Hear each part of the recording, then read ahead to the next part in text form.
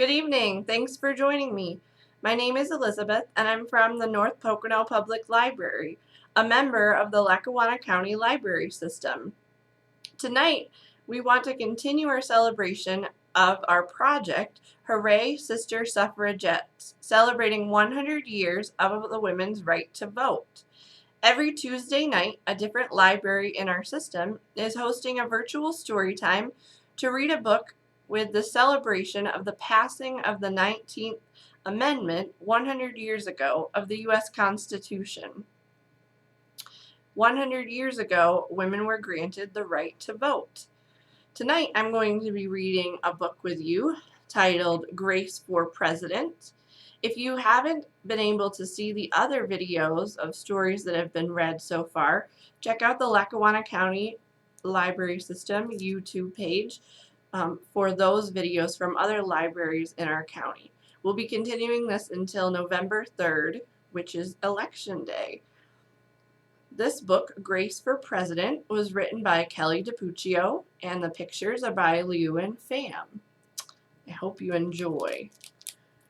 This is our inside paper. Grace for President.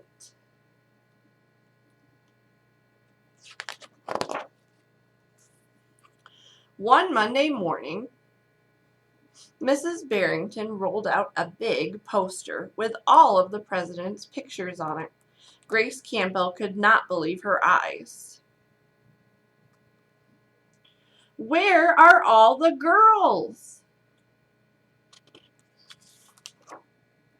That is a very good question, Mrs. Barrington said.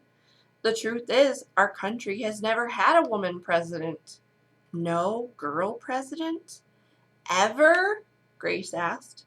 No, I'm afraid not, said Mrs. Barrington. Grace sat at her desk and stared. No girls? Who'd ever heard of such a thing? Finally, she raised her hand. Yes, Grace? I've been thinking it over, and I'd like to be president. Several students in the class laughed. Well, I think that is a star-spangled idea, Grace, said Mrs. Barrington. In fact, we can have our own election right here at Woodrow Wilson Elementary. Would anyone else like to run for president? Mrs. Barrington asked the class. Nobody raised their hand. Becoming president was going to be easy, Grace thought. The next day, Mrs. Barrington made an announcement. In the name of democracy, I have invited Mr. Waller's class to join our election. Their class has nominated Thomas Cobb to be their presidential candidate. A candidate is someone who wants to run for president. Grace's heart sank. Thomas was the school spelling bee champion. His experiments always took a blue ribbon at the science fair, and he was captain of the soccer team. Becoming president wasn't going to be so easy after all, Grace thought.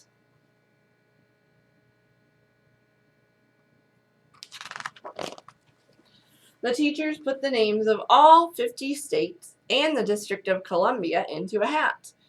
Everyone except for Grace and Thomas got to choose a state. I'm Texas, said Anthony. I'm New Hampshire, said Rose. I'm Michigan, said Robbie. What does the number 17 mean? Each state is assigned a number of electoral votes. That number is determined by how many people live in the state, said Mrs. Barrington. Each of you will be a representative of your state. Altogether, our country has 538 electoral votes, Mr. Waller explained. On election day, the candidate who receives 270 electoral votes or more wins the election. Why 270? Asked Rose. That's more than half of all the electoral votes, Mr. Waller said. Becoming president really wasn't going to be easy, Grace thought. Grace came up with a campaign slogan. It says, "Make history, vote Grace Campbell for president." Thomas came up with his own campaign slogan, "Vote for Thomas Cobb, the best man for the job." Grace listened to what issues were important to the students, and she made a list of campaign promises.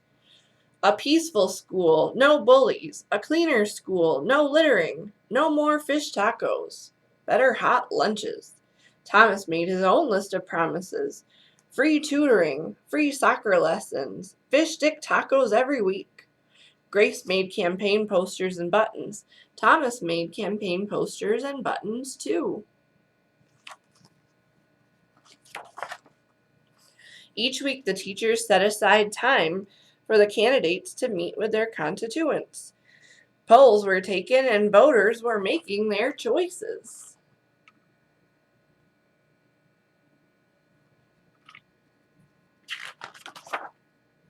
Grace continued to campaign. At recess, she gave speeches. During lunch, she handed out free cupcakes. And after school, she held rallies. Those are all things that people who are running for president do. He had cleverly calculated, meanwhile, Thomas wasn't worried. He had cleverly calculated that the boys held slightly more electoral votes than the girls. At recess, Thomas studied his spelling words. During lunch, he worked on his latest experiment, and after school, he played soccer.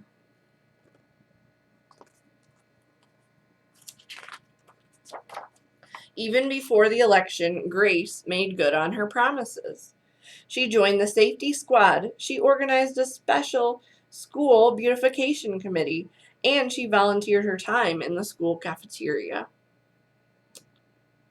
She looks pretty tired, but look at that smile. Very satisfied. In early November, because that's when voting happens, Woodrow Wilson Elementary hosted a special Election Day assembly. Grace and Thomas took their places on stage as the school band began to play. Henry was the first representative to approach the microphone. The Yellowhammer State of Alabama cast its 9 electoral votes for Thomas Cobb. Fletcher said, the last frontier state of Alaska cast its 3 electoral votes for the best man for the job, Thomas Cobb.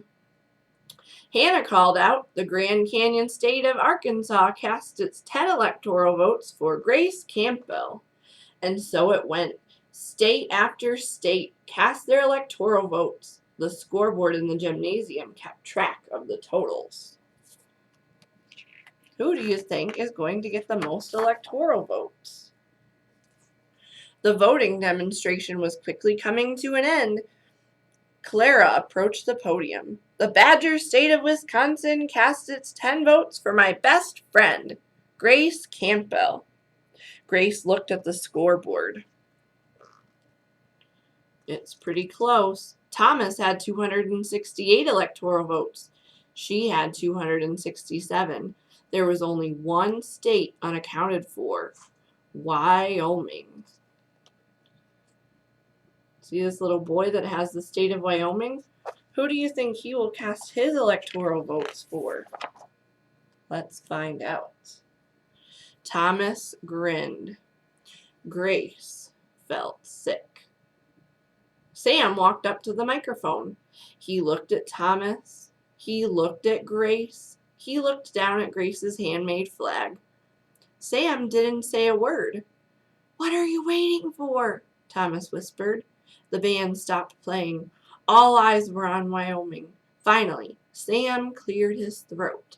The equality state of Wyoming cast its 3 electoral votes for Grace Campbell. The gymnasium erupted in loud cheers and a few boos.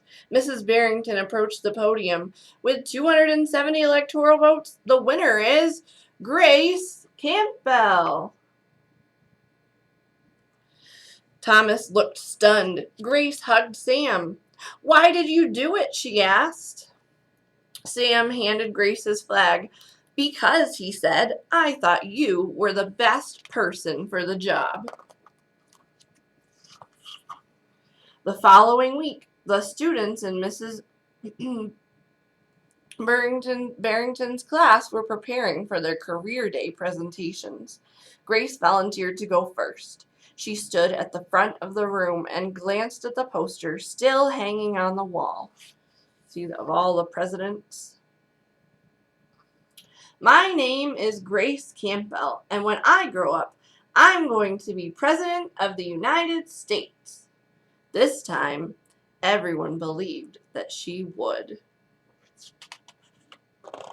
We have a little picture of a prediction, maybe what Grace would look like if she became the president when she grows up. Do you know what that building is there in the background? It's where the president lives. It's called the White House. I hope you enjoyed our story. If you're interested in some more books about women's suffrage or about voting in general, you can come to the library. Let me share a few books about women's suffrage with you that we have available to get at the library. This one is called Finish the Fight. And it is about many women who fought for the right to vote. Then we have another story called I Could Do That. Esther Morris Gets Women the Vote. This book is by Linda Arms White. Oh, this book, I apologize, is by Veronica Chambers and the staff of the New York Times. This one is good if you're a little bit older. This book, I Could Do That, has neat pictures in it, like the book we read today. There's one more book. This is a brand new book by Susan Campbell Bartoletti, who is a local author here in northeastern PA. It's called How Women Won the Vote. This book is about Alice Paul, Lucy Burns, and the big idea that they had about getting women the right to vote. I hope you enjoyed joining us this evening. Don't forget to join us on Tuesday nights in the evening around 6:30 until November 3rd to hear other libraries in our county celebrate Hooray, Sister Suffragettes, celebrating 100 years of the women's right to vote. Thank you. Have a good night.